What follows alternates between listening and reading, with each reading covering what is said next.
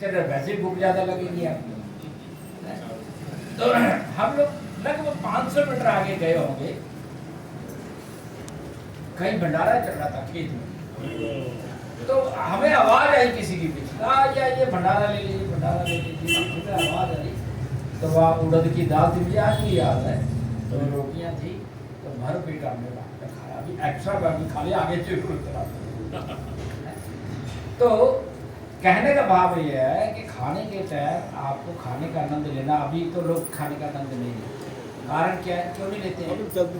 TV देखते रहते हैं, खाते रहते हैं। अब तो चाय भी पीते हैं, चलते चलते कुछ खा रहे हैं।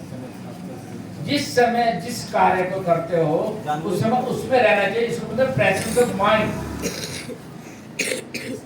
जिस समय जो कार्य कर रहे हो, अगर आपको उसके अंदर परफेक्शन चाहिए, तो उस समय अपने चित्त को, अपने मन को, अपने ध्यान को उसमें,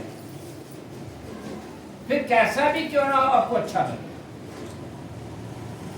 उसी तरीके हरि नाम जप है, जब आप हरि नाम जप कर रहे हैं तो अपने चित्त को, अपने मन को, अपने ध्यान को उसमें लगा के, तो हरि नाम में आनंद आएगा। भगवद गीता पढ़ रहे हो, भगवद गीता श्रवण कर रहे हो, तो चित्त को, मन को वहीं पर रखिए, घर पे मत लेके जाइए। ये मत सोचिए माता बैठी है, बहू ने रोटी बनाई होगी नहीं बनाई होगी, पोता पोती क्या कर रहे हो, बेटा ऑफिस से आया होगा नहीं आया होगा, बेटी ने क्या किया होगा। अगर मन घर पे है तो यहाँ बैठने का कोई फायदा नहीं, या सिर्फ शरीर, कोई फायदा नहीं, कोई लाभ नहीं होगा। जब जहां अगर कथा में है तो कथा में रहिए। अगर आप अपना काम कर रहे हैं, धंधा कर रहे हैं, बिजनेस कर रहे हैं, नौकरी कर रहे हैं, तो उसमें रहिए। इतना रहिए तो जितनी उसकी जरूरत है, उससे ज्यादा उसमें रहिएगा तो ज्यादा नहीं मिल जाएगा। ये गलत फहमी है, मिलेगा उतना ही जितना भाग्य में लिखा है।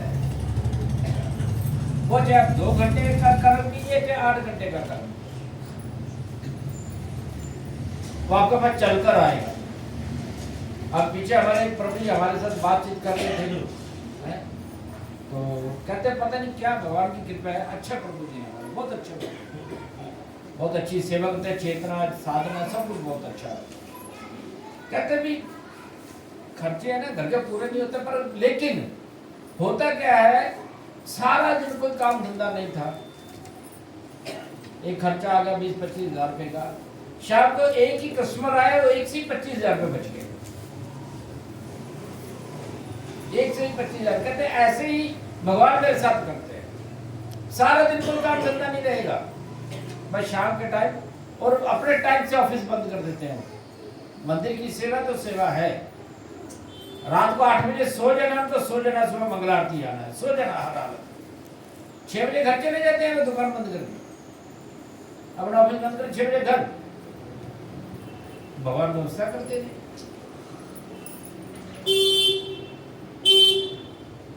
आप ज्यादा पालथी मार के बैठेंगे तो भगवान ज्यादा दे देंगे क्या आपको? ये मन का भ्रम है, इस भ्रम से बाहर निकलना। अगर हम सोचते हैं कि हम अच्छा चलो यार ये मुसीबत खत्म होगी तो भजन करूंगा, जाऊंगा जाऊंगा आऊंगा आऊंगा आऊंगा आऊंगा प्रभु जी, मैं आऊंगा, आऊंगी माता जी, आऊंगी, कथा में आऊंगी, मैं करूंगी करूंगी करूंगी, वो टाइम कभी नहीं आएगा, कभी नहीं आएगा वो टाइम, वो समय कभी नहीं आएगा।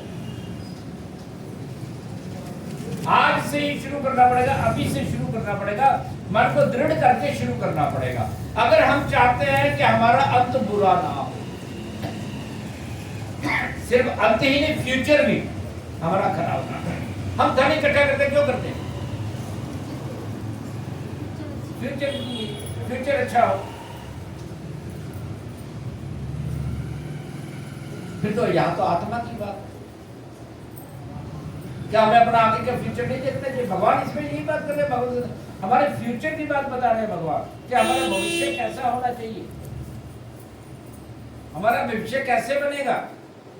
अभी माँ बाप हम सब बोलते ना, पढ़ लिख ले, कुछ कर ले तभी कुछ बनेगा, बोलते नहीं बोलते सारे बच्चों को, क्यों बोलते? पता है अगर पढ़ेगा लिखेगा तो 2 पैसे अच्छे कमाए। वही भगवान बता रहे, हमारे माता पिता है भगवान, भगवान कह रहा भाई अगर भजन करेगा तो तू मुझे प्राप्त करेगा, इस जन्म मृत्यु के चक्कर से बाहर निकल जाएगा, इस भवबंधन से बाहर निकलना है। भगवान कहते हैं तो मेरी भक्ति करो, मेरा भजन करो, मेरा चिंतन करो। भगवान ये कह रहे हैं।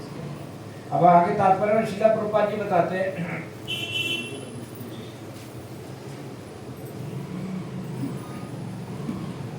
यहाँ पर मृत्यु के समय अपना स्वभाव बदलने की विधि का वर्णन है। जो व्यक्ति अंत समय श्री कृष्ण का चिंतन करते हुए शरीर त्याग करता है उसे परमेश्वर का दिव्य स्वभाव प्राप्त होता है। किंतु यह सत्य नहीं है कि यदि कोई मृत्यु के समय श्री कृष्ण के अतिरिक्त कुछ और सोचता है तो उसे भी दिव्य अवस्था प्राप्त होगी। कोई गारंटी नहीं है, उसी को प्राप्त होगी जो कृष्ण का चिंतन करेगा। और कृष्ण का चिंतन तभी होगा अगर जीवन भर किया। जीवन भर तो परिवार का चिंतन किया तो अंत में भगवान का चिंतन कैसे होगा?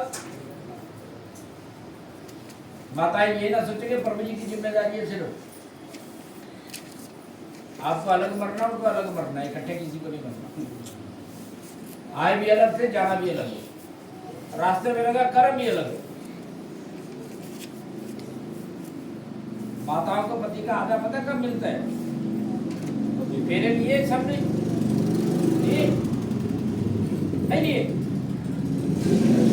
बोली नहीं ना, मेरे लिए कितने वचन हुए थे? 7 वचन हुए थे ना। उसमें एक वचन क्या था? पति को धर्म के मार्ग पर चलाऊंगी, जो भी दान कर्म करेगा कभी रोकूंगी नहीं। आजकल तो सब रोक देती हैं। एक बार मंदिर में आए थे, एक मेरे पास आया, वो दान देने लगा, उसकी पत्नी